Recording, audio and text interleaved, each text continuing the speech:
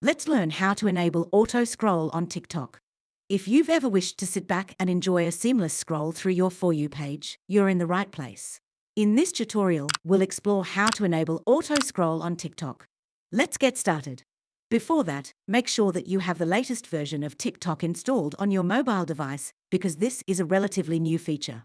Once you update the TikTok, just simply open your TikTok app on your mobile device and go to the home page. Once you are in the app, just simply press long hold anywhere on the video, and this menu will pop up. Here, you will see the auto scroll feature at the top with a little arrow going up. What you need to do now is just to tap on it to enable auto scroll feature. Once you tap on it, you'll see the text that says the next post will be shown automatically.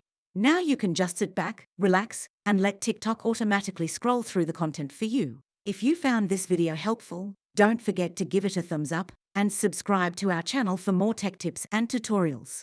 If you have any questions or need further assistance, please leave a comment below. Thanks for watching, and we'll see you in the next video.